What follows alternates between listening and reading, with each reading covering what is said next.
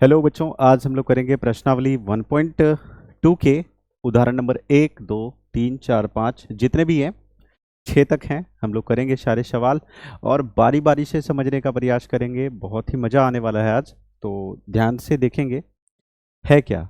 पहले स्टार्ट करते हैं हम लोग प्रमेय 1.2 की ओर एक बार हम लोग नज़र डालें कि आखिर में क्या है प्रमेय 1.2। प्रमेय 1.2 को समझने के बाद मुझे नहीं लग रहा है फिर आपको कोई तकलीफ आएगी, तो धीरे धीरे सारी तकलीफ खत्म हो जाएगी जब हम लोग प्रमेय 1.2 को करेंगे। तो चलिए आइए देखते हैं क्या है प्रमेय 1.2। बहुत ही मजा आने वाला है आज। और चलिए आइए पढ़ते हैं। आप भी अपने पास अपनी पुस्तकें निकाल लीजिए, नहीं भी निकालते हैं तो कोई दिक्कत नहीं है, आपको सारी चीजें यहाँ पे मिलेगी। आइए पढ़ते हैं क्या लिखा है। लिखा है, एक बार यहाँ पे आप देखेंगे कि देखिए क्या लिखा है। प्रमेय 1.2 लिखा है।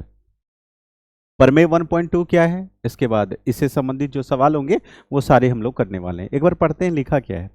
लिखा है अंक गणित की आधारभूत प्रमेय। ये जो प्रमेय 1.2 देख रहे हैं इसको अंक गणित की आधारभूत प्रमेय भी कहते हैं, जिसको हम लोग वैसे फंडामेंटल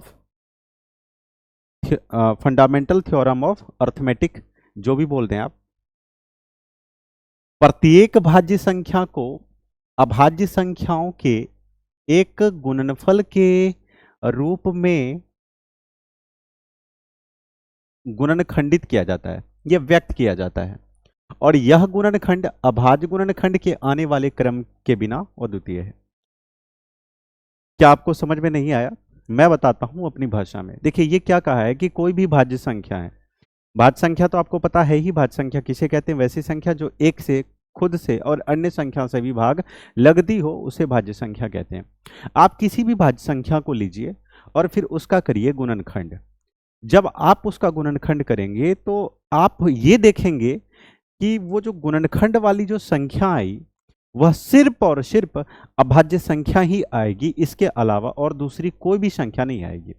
हम किसी भी, एक बार दोबारा सुनिए, हम किसी भी भाज्य संख्या को यदि गुणनखंडित करते हैं, उसको खंड करते हैं या फिर उसका ये कहिए फ्रैक्शन करते हैं इंग्लिश में, तो वो जो नंबर आएंगे वो सिर्फ अभाज्य संख्या आएगी। चलिए आइए कुछ उदाहरण करके देखते हैं। मान लीजिए एक संख्या है, मैं 60 ले रहा हूं। 60 कौन सी संख्या है? भाज्य संख्या है। आइए इसका आप टुकड़ा करें। जब आप इसका टुकड़ा करेंगे तो 2 तिया कितना आएगा? 6। इसको और लगाइए, 2 से लगेगा 15 बार में। अब तो 2 से लगेगा नहीं, 3 से लगाइए 5। आपने क्या देखा? आपने ये देखा कि 2 गुना 2 गुना 3 गुना 5 ये फ्रैक्शन प्राप्त हुआ इस संख्या का। तो आप देखेंगे 2 कौन सी संख्या है? आप कहेंगे सर अभाज्य संख्या। 3 कौन सी संख्या है? आप कहेंगे सर अभाज्य संख्या। 5 कौन सी संख्या है? आप कहेंगे सर ये भी अभाज्य संख्या है। बिल्कुल।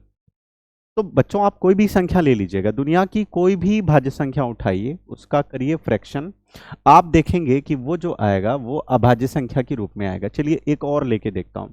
मैं प्रार्थना करूंगा कि आप छोटा से छोटा नंबर लें, छोटा लें, छोटा ही ले, क्योंकि हमें चीजों को समझना है। अब आप 20 करोड़ ले लीजिएगा तो फिर उसको खंड करने में भी तो टाइम लगेगा, है कि नहीं?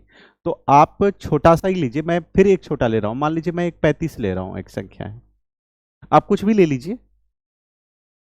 अब 35 लूंगा तो कितने से कटेगा? 5 7 35। आपने देखा 5 गुना 7 हुआ इसका फ्रैक्शन। 5 भी अभाज्य संख्या, 7 भी अभाज्य संख्या। आप कहेंगे सर आपने जानबूझ के इस तरीके का फ्रैक्शन ले लिया, यही आया। एक और लेके देखते हैं। आप कमेंट करके बताइए कि मैं कौन सा नंबर लूं। आप ही कमेंट करिए, मुझे बताइए कि मैं कौन सा नंबर लूं, वही नंबर लूंगा। फिर भी चलिए और ले लेते हैं। 80 लेके ट्राई करता हूं, ठीक है? एक बार 80 लेते हैं और इसको फ्रैक्शन करिए, कितना होगा? 40 होगा। फिर 2 से लगाएंगे 20 होगा, फिर 2 से लगाएंगे 10 होगा, फिर 2 से भाग देंगे 5 होगा। आपने क्या देखा? 2 गुना 2 गुना 2 गुना 2 गुना 5 हुआ। तो 2 कौन सी संख्या है ये आप बता लीजिए। आप कहेंगे सर 2 है अभाज्य संख्या। 5 कौन सी संख्या है? आप कहेंगे सर अभाज्य संख्या। तो यही है प्रमेय 1.2। किसी भी भाज्य संख्या को लीजिए और जब आप उसका फ्रैक्शन करते हैं, आप उसका गुणनखंड करते हैं, गुना किए हुए को खंड करना। जैसे 80 क्या था, गुना किया हुआ था, जब इसको हमने खंड किया अर्थात टुकड़ा किया तो 2 गुना 2 गुना 2 गुना 2 गुना 5 प्राप्त हुआ।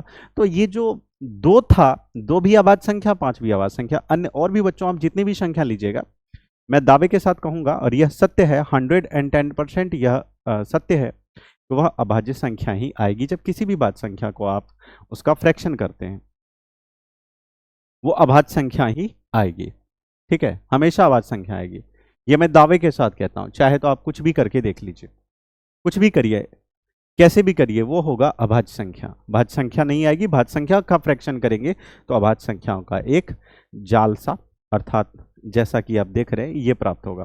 तो यही था प्रमेय 1.2, इससे ज्यादा इसमें कुछ नहीं था। आइए आगे बढ़ते हैं। इसको सिर्फ समझना था, ये बनाने के लिए मैंने नहीं लिखा था, ये समझाने के लिए लिखा था कि जैसा कि लिखा था कि प्रत्येक भाज्य संख्या को अभाज्य संख्याओं के एक गुणनखंड के रूप में गुणनखंडित किया जाता है तथा यह गुणनखंड अभाज्य संख्या के गुणनखंड के आने वाले क्रम के बिना अद्वितीय, आने वाले क्रम के बिना अद्वितीय है, अर्थात अभाज्य संख्या के अलावा दूसरी कोई भी संख्या नहीं आएगी। ठीक है, ये था प्रमेय 1.2। चलिए आगे देखते हैं क्या है। आगे है उदाहरण नंबर 5। क्या है, एक बार पढ़ते हैं उदाहरण नंबर 5 को। लिखा है कि संख्याओं 4 पे पावर n पर विचार कीजिए। अब 4 पे पावर n पे विचार करने के लिए कहा है, क्या विचार करने के लिए कहा है? विचार कीजिए जहां n एक प्राकृतिक संख्या है, n जो है एक नेचुरल नंबर है, एक प्राकृतिक संख्या है। जांच करना है कि क्या n का कोई ऐसा मान है जिसके लिए 4 पे पावर n अंक शून्य पे समाप्त हो सके। देखिए क्या कहा है, कहा यह है कि एक संख्या लीजिए 4 पे पावर n, 4 पे पावर n एक संख्या है, n है, और जहां n के विषय में बताइए जो n है, 4 पे पावर n क्या है, एक संख्या। जैसे मैं 2 पे पावर 5 लिख दूं तो ये 2 पे पावर 5 एक संख्या है। आप यदि हम लोग इसको तोड़ेंगे तो 2 गुना 2 गुना 2 गुना 2 गुना 2 यदि करते हैं 5 बार लिखना पड़ेगा, 2 दूनी 4 दूनी 8 दूनी 16 दूनी कितना आया, 32 आया, 32 है, वो संख्या 32 थी और इसको फ्रैक्शन करके हमने 2 के पावर 5 के रूप में लिख लिया।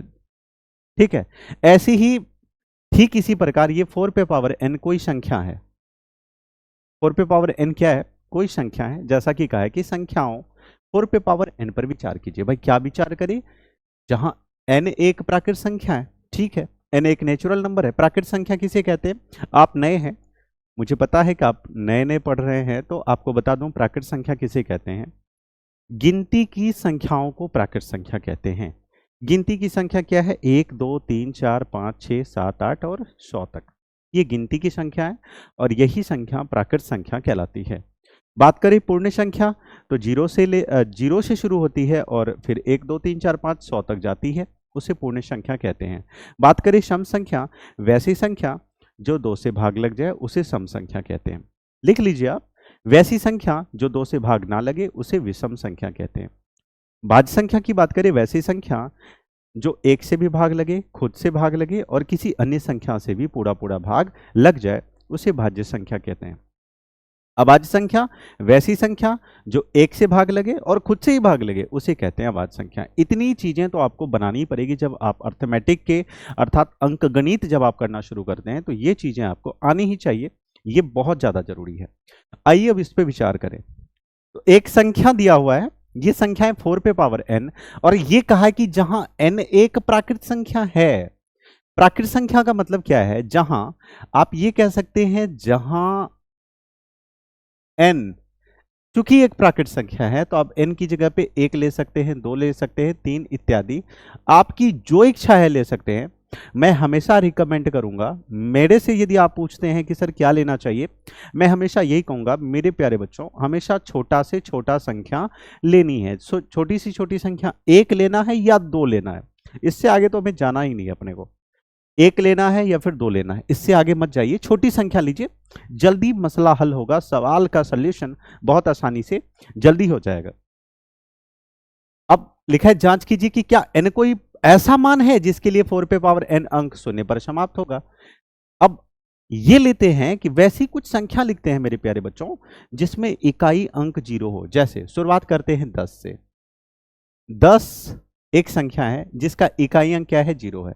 जब इसका फ्रैक्शन करेंगे, 10 का फ्रैक्शन करेंगे तो 2 और 5 के रूप का होगा। जब 10 का आप अभाज्य गुणनखंड करेंगे तो 2 पंचे 10, 2 और 5 के रूप का होगा। इसके बाद कोई संख्या लिखते हैं, जैसे मैं 20 लिख रहा हूं। 20 का यदि आप फ्रैक्शन करेंगे, मैं सिर्फ याद ध्यान रहे, मैं सिर्फ अभी वही संख्या ले रहा हूं जिसके इकाई अंक में 0 हो, क्योंकि कहा भी कुछ इसी प्रकार से है कि जांच कीजिए कि n का कोई ऐसा मान है, मतलब ये कह रहा है कि n के जगह पे कोई वैसी संख्या लिख सकते हैं 4 पे, वैसा कौन सा घात रखें, n तो घात है, वैसा कौन सा घात रखें अपने मन से कि उसका इकाई अंक जो है 0 पर समाप्त हो। 0 पे समाप्त होने का मतलब है इकाई अंक 0 हो। 0 पे समाप्त होने का मतलब यही है कि इकाई अंक 0 होगा। तो हम लोग सिर्फ उस प्रकार की संख्या को ट्राई कर रहे हैं जिसका इकाई अंक पहले से 0 हो, ये देखने के लिए कि आखिर में उसका फ्रैक्शन क्या आता है। तो हमने देखा इकाई अंक 0 था बच्चों, 2 और 5 आया। और ले लेते हैं, 20 को भी ट्राई करते हैं। हालांकि मैंने कहा था कि सबसे छोटी संख्या लेनी है, सुविधा होगी, कोई बात नहीं, आगे भी आप लेके देखिए। तो 2 धंग 10 और 2 5, ये हुआ। हम इसको क्या लिख सकते हैं, देखिए 2 डबल है तो हम लोग 2 पे घात 2 भी लिख सकते हैं, और यहां पे कितना लिख सकते हैं, 5 लिख सकते हैं। एक और संख्या मेरे प्यारे बच्चों लेके देखते हैं, 30 है। इसका यदि फ्रैक्शन करेंगे क्या होगा, 30 का यदि हम फ्रैक्शन करें, याद रहे हम केवल वही संख्या लिख रहे हैं जिसके इकाई अंक में 0 हो। क्या जानने के लिए, ये जानने के लिए कि इसका फ्रैक्शन करते हैं क्या क्या फ्रैक्शन आता है इसका, ये जानने के लिए। करिए इसका फ्रैक्शन, 2 से भाग लगाएंगे 15 आएगा, और फिर करते हैं 3 और 5 आएगा। तो हमने देखा इसका कितना आया, 2 आया, फिर 3 आया और 5 आया। आपने देखा कि 2 और 5 कॉमन है, कोई भी संख्या लीजिए, 2 और 5 तो आ ही रहा है, 2 और 5 तो आ ही रहा है जिसके इकाई अंक में 0 हो, और यदि उसका फ्रैक्शन करेंगे तो उसका फ्रैक्शन 2 और 5, अन्य कोई भी संख्या आए, 7 आए, 10 आए, 20 आए, 30 आए, 100 आए, 150 आए, कुछ भी आए, लेकिन 2 और 5 आना कंपलसरी है। एक और संख्या आपको शायद लग रहा होगा कि सर आपने वैसी संख्या लिख रखी है, चलिए आई और लेते हैं आपके इस आज आपका ऑपरेशन कर दूंगा इस सवाल को लेके, इस समस्या को लेके आज आपका ऑपरेशन हो जाएगा। यदि आप ध्यान से इसको देखेंगे तो 100% इसका ऑपरेशन फिक्स है, होना ही है। चलिए एक और संख्या लेते हैं, क्या लीजिएगा बताइए, आप अपने मन से कोई संख्या कमेंट करिए और मुझे बताइए कि कौन सी संख्या लेनी है। अपने मन से कोई भी संख्या आप कमेंट करके मुझे बताइए कि कौन सी संख्या लेनी चाहिए। और लेते हैं, लेकिन हाँ ध्यान रहे मेरे प्यारे बच्चों, हमेशा वही संख्या लीजिए जिसके इकाई अंक में 0 हो, कोई भी लीजिए। चलिए आई आज 200 लेके ट्राई करते हैं, 150 लेते, चलिए 150 ही लेते हैं, 150 लीजिए, 150 लेते हैं, इसका भी फ्रैक्शन करते हैं। यहां देखिए इसका फ्रैक्शन मैं कर देता हूं। सबसे पहले 2 से भाग देंगे, 2 7 14, 2 5 10, अब 2 से लगेगा नहीं क्योंकि लास्ट में 5 है। 3 से ट्राई करते हैं, 3 दूनी 6, 3 5 15, अब 3 से भी नहीं लगेगा, 5 से लगेगा। अब इसका लिखिए तो कितना फ्रैक्शन आया, क्या आया, 2 आया, क्या आया, 3 आया, क्या आया, 5 आया। 5 पे घात हम 2 लिख देंगे एक ही शिफ्ट में, ठीक है, क्योंकि 5 डबल है। तो आपने क्या देखा, फिर इसमें भी 2 और 5 आया या नहीं आया। इससे आप किस निष्कर्ष पे पहुंचते हैं मैं बताता हूं। इससे हम इस निष्कर्ष पे पहुंचते हैं कि कोई भी संख्या कोई भी दुनिया की कोई भी संख्या हो, वह इकाई अंक पे तब समाप्त होगी, उसका इकाई अंक तब आएगा जब उसका फ्रैक्शन करने के बाद 2 और 5 आए, जब उसके फ्रैक्शन के बाद 2 और 5 आए। फ्रैक्शन के बाद कितना है मेरे प्यारे बच्चों, 2 और 5 आए। इसका हमेशा ध्यान रखेंगे, फ्रैक्शन करेंगे 2 और 5 आएगा, तभी वह इकाई अंक जो हो 0 पे समाप्त होगा, ठीक है। ये चीजें अभी तक हम लोगों ने समझा है। समय के विस्तार को मत देखिएगा, वीडियो इतना ज्यादा लंबा चौड़ा है, इतना 20-20 मिनट का, 1-2 मिनट के सवाल को सर लेते हैं 20 मिनट का टाइम। समझा रहा हूं, आप अच्छी तरीके से समझिए। आप जब बनाने लगेंगे थोड़ी टाइम लगेगा, आपको समझने में थोड़ा बहुत टाइम लग सकता है, ठीक है। 20 मिनट की वीडियो हो सकती है, लेकिन जब आप समझेंगे तो इसको 2 मिनट में ही बनाएंगे। मैं ये कहूंगा कि 2 मिनट से पहले ही आप बना लेंगे, किसी भी चीज के, किसी भी सवाल के कंसेप्ट को समझना चाहिए, उसके विस्तार को देख के सर पे लोड रखने की आवश्यकता नहीं है। यदि आप अच्छा प्रदर्शन करना चाहते हैं, यदि बिहार बोर्ड में आप चाहते हैं कि मेरा भी 450 पार हो, गांव समाज में हमारे माता पिता का नाम हो, हमारे माता पिता भी खुश हों कि मेरे बच्चे ने ये कर लिया, इतना किया और मैंने सोचा भी नहीं था, इसके लिए आपको पढ़ना पड़ेगा। समय के विस्तार को मत देखिए कितनी लंबी चौड़ी वीडियो बन रही है, सर एकदम लेक्चर लेने में इतना लंबा चौड़ा खींचते हैं, नहीं ये मत देखिए। आप सिर्फ कंटेंट को देखिए और समझने का प्रयास करिए, निश्चिंत होकर आप लगे रहिए, बस मैं यही कहूंगा। चलिए आइए अब करते हैं, ये चीज तो आपने देख ही लिया।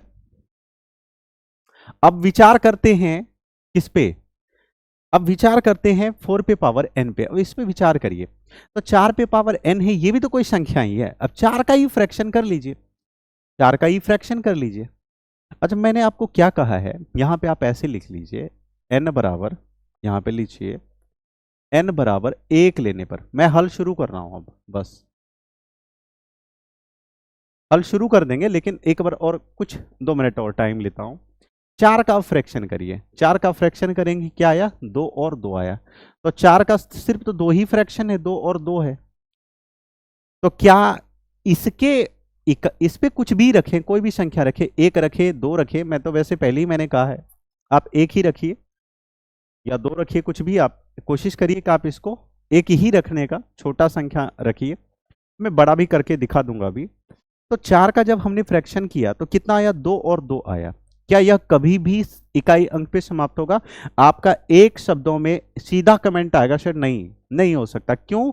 क्योंकि इकाई अंक पे तभी समाप्त होगा जब उसका फ्रैक्शन 2 या 5 के रूप का होगा। 2 या 5 का आना बहुत ज्यादा जरूरी है, कंपलसरी है। और चूंकि 4 का हमने फ्रैक्शन किया तो 2 और 5 नहीं आया, 2 और 2 आया। तो दुनिया की ऐसी कोई भी n की जगह पे दुनिया की कोई भी संख्या रख दे यहां पे 4 पे, वह इकाई अंक पे कभी भी समाप्त नहीं होगा। क्यों? क्योंकि 4 का फ्रैक्शन करने पे, 4 का गुणनखंड करने पे, 4 का अभाज्य गुणनखंड करने पे सिर्फ 2 और 2 के रूप का होता है। करना कुछ नहीं था, सिर्फ लिखना था। चलिए अब करते हैं।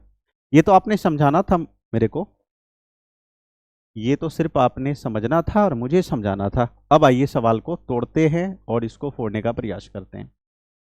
चलिए हल में क्या लिखेंगे, यहां मैं कर रहा हूं, ठीक है, यहीं से करता हूं। 4 पे पावर n, जहां n बराबर इतना है, तो हम लोग लिखेंगे सबसे पहले 0 पे समाप्त होगा। सबसे पहले हम लोग लिखेंगे नहीं होगा, नहीं, अपना आंसर होगा नहीं। क्यों? क्यों नहीं होगा? क्योंकि, चलिए भाषा सिर्फ लिखना है और देखिए कैसे लिखते हैं। क्योंकि 4 पे पावर n का अभाज्य गुणनखंड करने पर 4 पे पावर n का, 4 पे पावर n है, इसका अभाज्य गुणनखंड करेंगे तो 2 गुना या फिर 2 पे पावर n आ सकता है, यही तो आएगा और क्या आ सकता है, 2 या 2 आएगा, लिख लीजिए। क्यों नहीं? क्योंकि 4 पे पावर n का अभाज्य गुणनखंड करने पर, अभाज्य गुणनखंड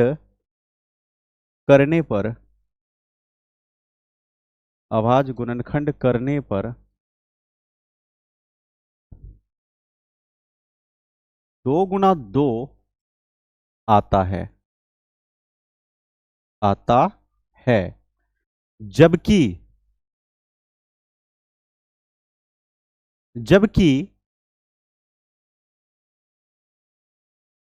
किसी भी संख्या का इकाई अंक 0 होने के लिए, जबकि किसी भी संख्या का इकाई अंक 0 होने के लिए उस संख्या का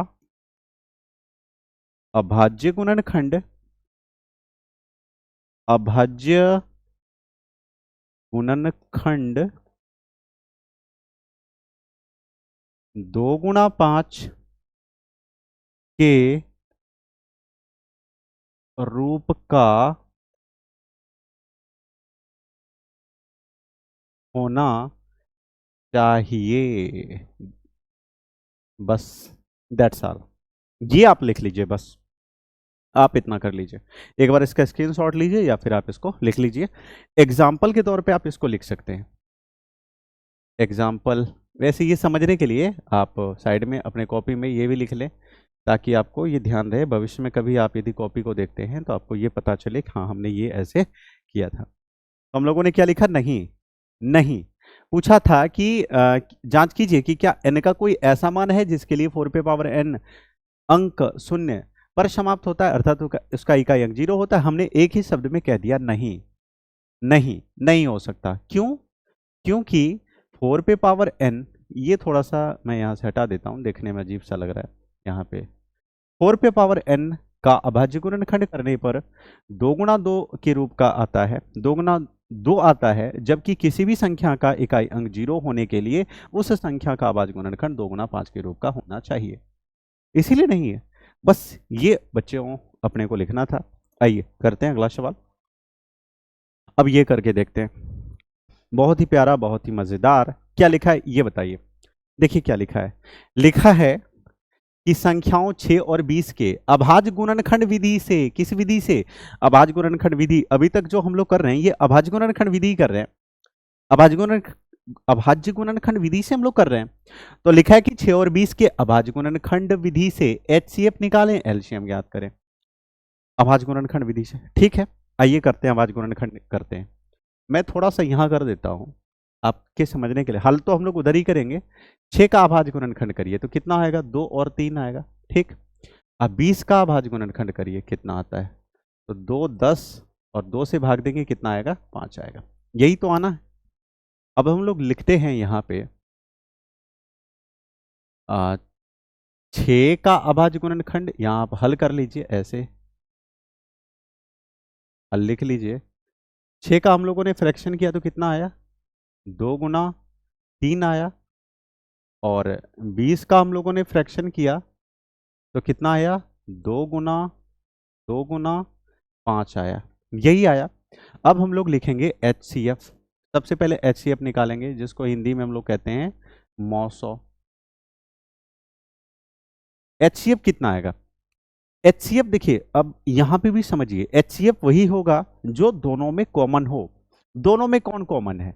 आप यहां पे देखेंगे 2 इसमें भी है, 2 इसमें भी है, 3 इसमें है, इसमें नहीं है, 5 इसमें है तो उसमें नहीं है। तो जो दोनों में नहीं मिलता है वो नहीं लिखेंगे। जो संख्याएं दोनों में मिलती हो, तो यह 2 है जो मेरे प्यारे बच्चों दोनों में मिलता है, तो इसको आप लिखेंगे। ये आपका हो गया HCF। अब लिखना है LCM। अब हमें निकालना है LCM, जिसको हिंदी में हम लोग लॉसो कहते हैं, शॉर्टकट में वैसे लॉसो कहते हैं। इसका पूरा नाम है लघुत्तम समावर्त्य। लॉसो निकालते हैं तो लॉसो में क्या होता है? बहुत ही आसान है, एक बार समझने का प्रयास करिएगा। सबसे पहले जो दोनों में मिला वो लिख लीजिए, सबसे पहला काम। उसके बाद जो नहीं मिला वो सारा लिखिए। जैसे ये 3 नहीं मिला, आप 3 लिखिए। ये 2 नहीं मिला, आप 2 लिखिए। ये 5 नहीं मिला, आप 5 लिखिए। तो अब गुना करिए, 3 दूनी 6, 6 दूनी 12, 12 पंचे 60। तो आपका HCF क्या हो गया? 60 आ गया। ये आपका आंसर हो गया। क्या आपने देखा? ये हालांकि हम लोगों ने ये रफ किया था इधर। सबसे पहले हम लोगों ने फ्रैक्शन कर लिया। 6 का फ्रैक्शन 2 गुना 3 आया, 20 का फ्रैक्शन 2 गुना 5 आया। HCF निकालने का क्या तरीका है? एक बार रिपीट दोबारा देखिएगा, इधर देखिए। HCF हम लोग निकालेंगे जो दोनों में हो, जो दोनों में मिले, जिसको हम लोग कहते हैं उभयनिष्ठ, जो दोनों में हो। तो 2, इसमें भी 2 है, इसमें भी 2 है, हम लोगों ने 2 लिख लिया। इसमें 3 है, इसमें नहीं था तो हम लोगों ने वो नहीं लिखा। इसमें 2 था, इसमें 2 नहीं था, अब हमने नहीं लिखा। इसमें 5 था, इसमें नहीं था, हमने नहीं लिखा। तो HCF हो गया 2। अब बात करेंगे हम लोग LCM की। LCM में क्या होता है कि जो सबसे पहले दोनों में मिले आप उनको लिखिए। दोनों में क्या मिला? आप देखेंगे इसमें भी 2 है, इसमें भी 2 है। सबसे पहले तो आप वही लिखेंगे जैसा कि हम लोगों ने लिख लिया। उसके बाद जो नहीं मिले सब लिखिए। जैसे ये 3 नहीं मिला, लिख लिए। ये 2 नहीं मिला, लिख लिए, ये 5 नहीं मिला, लिख लिए और गुना करेंगे 60 निकलेगा। चाहे तो आप वैसे ही ट्राई कर सकते हैं 6 और 20 का लघुत्तम निकाल के, लेकिन हमें करना है अभाज्य गुणनखंड विधि से, तो इस तरीके से हम लोग करेंगे।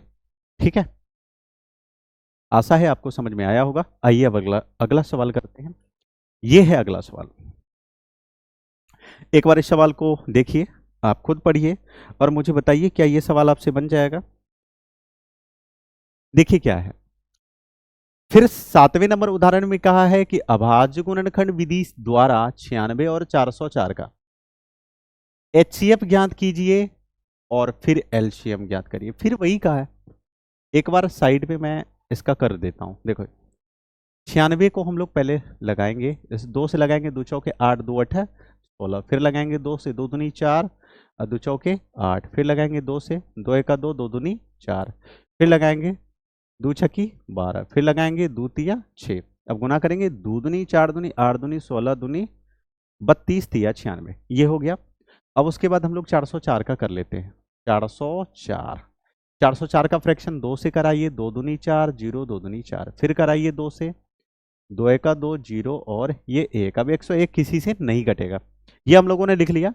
हल तो यहां से करना है, हल यहां से करेंगे।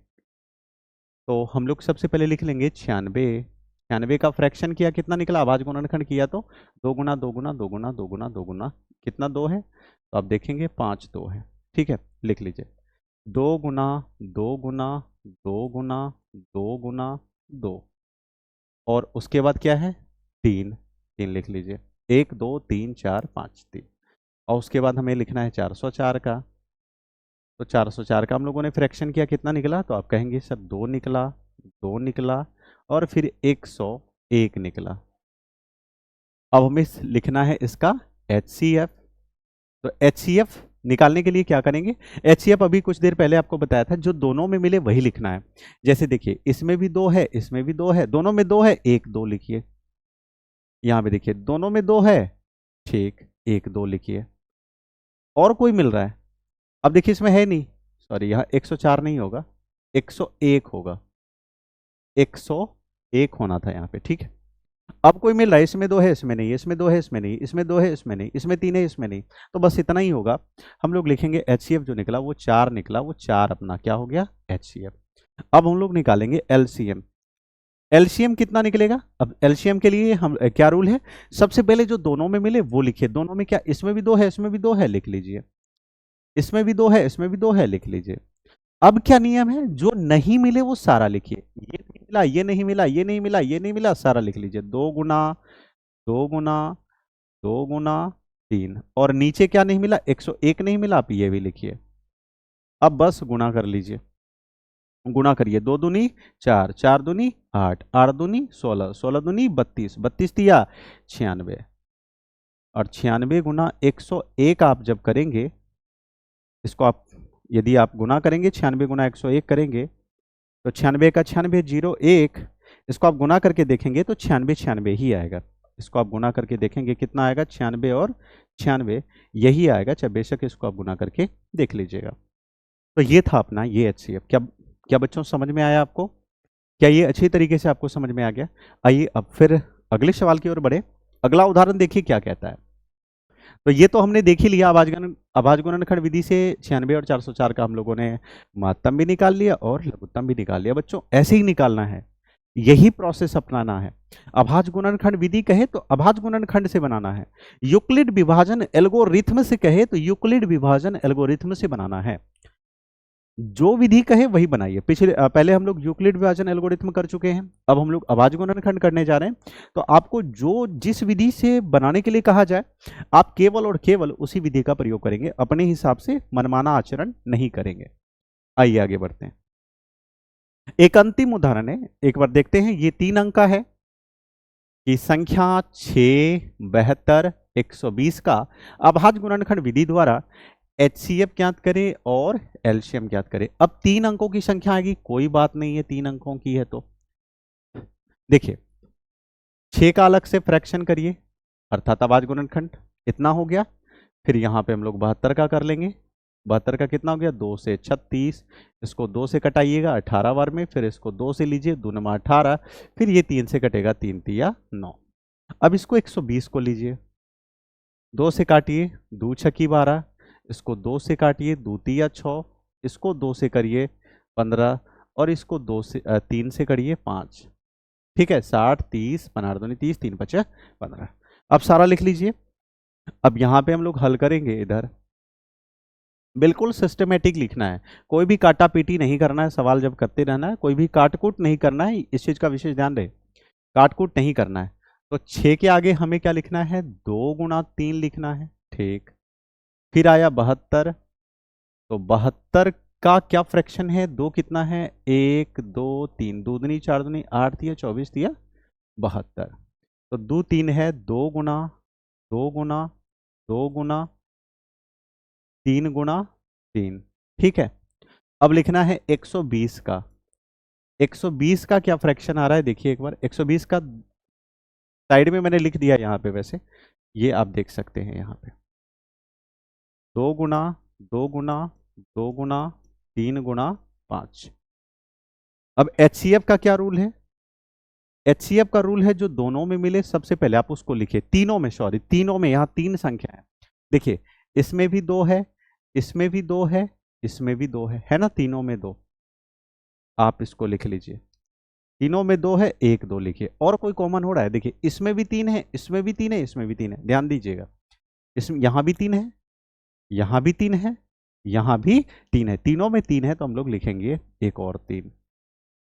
और कोई मिल रहा है, और तो कोई मिल ही नहीं रहा, 2 ही 3 था ऊपर में, बाकी इन दोनों में मिले वो चीज हमें नहीं लिखनी है। ठीक है, तो हमारा ये HCF हो जाएगा 3 दूनी 6। एक बार सुनिएगा ध्यान से, देखिए HCF वही होता है जो 2 संख्या है तो दोनों में मिलना चाहिए, 3 संख्या है तीनों में मिलना चाहिए। अब निकालते हैं LCM, अब LCM निकालते हैं। LCM का क्या रूल है, LCM देखिए, LCM सबसे पहले वो लिखिए जो तीनों में मिलता है, जो तीनों में मिले वो लिखिए, इसमें भी 2 है, इसमें भी 2 है, इसके बदले 1 ही लिखना है, ज्यादा नहीं लिखना है, यहाँ भी 3 है, यहाँ भी 3 है, यहाँ भी 3 है, कॉमन संख्या हम लोग लिखते हैं। अब देखिए 2 गो में कौन मिल रहा है, अब देखिए इसमें भी 2 है, इसमें भी 2 है, कॉमन हो रहा है दोनों में, तो इसके बदले भी 1 लिखना है, इसमें भी 2 है, इसमें भी 2 है, इसके बदले 1 लिखना है। क्या इसमें 3 है, इसमें 5 है, इसमें 5 है, इसमें 3 नहीं है। अब जो नहीं मिला वो लिखिए, क्या नहीं मिला 3, तो यहाँ 3 लिख दीजिए, क्या नहीं मिला 5, तो यहाँ 5 लिख लीजिए। अब बस कुछ नहीं, गुना करना है, आंसर आएगा। गुना करिए, 2 तिया 6, 6 दूनी 12 और 12 पंचे 60 और 3 दूनी 6, तो 60 गुना 6 करेंगे कितना होगा, 6 के 36, आप कहेंगे 360, तो इसका जो एलसीएम आ जाएगा मेरे प्यारे बच्चों 360 आएगा। हाँ, थोड़ा सा इसमें नया क्या आया, इसमें नया क्या आया ये बताइए, इसमें नई चीजें क्या थी। आप कहेंगे सर इसमें नई चीजें ये थी कि 3 संख्या था और जो तीनों में मिला हम लोगों ने वो लिखा, फिर तीनों में जो मिलेगा वही HCF लिखेंगे, HCF में कोई कंसेशन नहीं होगा, HCF में यदि 3 संख्या तो तीनों में मिलेगा वही संख्या लिखना है। लेकिन लघुत्तम थोड़ा सा उससे डाउन पोजीशन का है। लघुत्तम के लिए क्या करना पड़ेगा, सबसे पहले तो जो तीनों में मिलता है वो तो लिखिए ही लिखिए, जैसे तीनों में क्या मिला 2 और 3 मिला, ये पहले तो हम लोगों ने लिखा ही लिखा। उसके बाद जो दोनों में 2 गो में भी मिल रहा है, इन दोनों में जो कॉमन है, मिलने का मतलब कॉमन, इंग्लिश में हम लोग कॉमन कहते हैं, हिंदी में उभयनिष्ठ कहते हैं, मैं अपने देसी लैंग्वेज में, मैं अपने लोकल लैंग्वेज में इसे मिलना कहता हूं। ठीक है, हाँ ये है, कुछ बच्चों को ऐसा ना लगे कि ये क्या सर ये मिलना क्या बोल रहे हैं, मिलना का मतलब कॉमन, इंग्लिश में कॉमन कहिए, हिंदी में उभयनिष्ठ कहिए, मैं मिलना ही कहूंगा। ठीक है, जब मैं मिलना कहूंगा आप हमेशा उसको कॉमन समझेंगे, उभयनिष्ठ समझेंगे। आइए, तो बाकी इसमें भी 2 है, इसमें भी 2 है, इसके बदले हमने 1 लिखा है, इसमें भी 2 है, इसमें भी 2 है, इसके बदले 1 लिखा, फिर इसमें 3 है, इसमें भी 3 है, इसके बदले 1 लिखा, ये 3 लिखा, ये दोनों में जो, सॉरी ये तो पहले ही हो चुका था, ये 3 और ये 5, ऐसे करके गुना करिएगा 360, ये था फाइनल। ये सारा बच्चों हम लोगों ने प्रश्नावली 1.2 के जितने भी एग्जाम्पल थे सारे एग्जाम्पल को हमने कर लिए हैं। आशा है कि प्रश्नावली के सवाल आपसे स्वतः ही बनेंगे, खुद बनेंगे और जबरदस्ती बनेगा यदि आपने प्रश्नावली 1.2 के सारे उदाहरणों को अच्छी तरीके से समझ लिया। अब मिलेंगे कल और अगली चैप्टर को लेके, अर्थात प्रश्नावली 1.1 के। अब कल हम लोग करेंगे। तो ठीक है बच्चों, मिलते हैं अब कल। आज इतना ही, धन्यवाद।